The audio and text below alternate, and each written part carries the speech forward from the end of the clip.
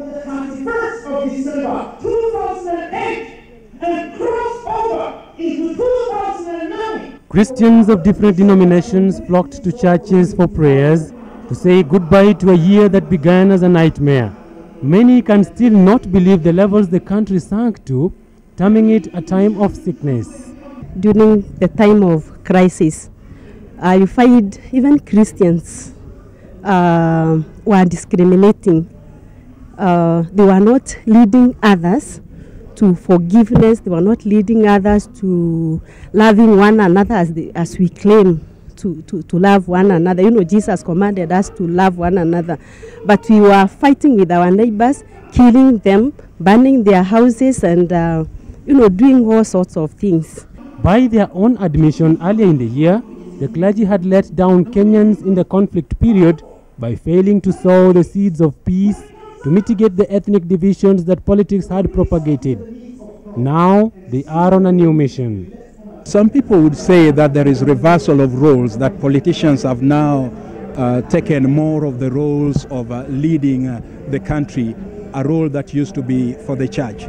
I do think we would view this more as what the leadership of politicians are in politics, when the leadership in the church is a prophetic role in guiding the nation, including speaking to the political leaders on what ways should the country go, being the conscience of the nation, pricking the people's conscience when we are going wrong, and alerting us when things are not going the right way.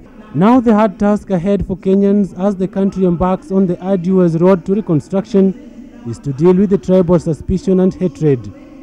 Many feel that such a task should fall squarely on the shoulders of the church. We need to have a dignity ourselves.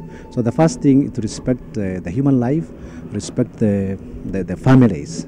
So I encourage Kenyans to establish stable Christian families, and also to respect that we are all human beings.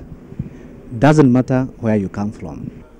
A union of African religious leaders in Tripoli, Libya has called on the clergy to play a more active role in resolving conflict in the continent. If you would go to countries, Liberia, Sierra Leone, where we have active programs going on there, you will find that it is actually religious leaders that transform that conflict. It is the religious leaders that in fact identified those who today are behind bars in The Hague and in those tribunals in Freetown.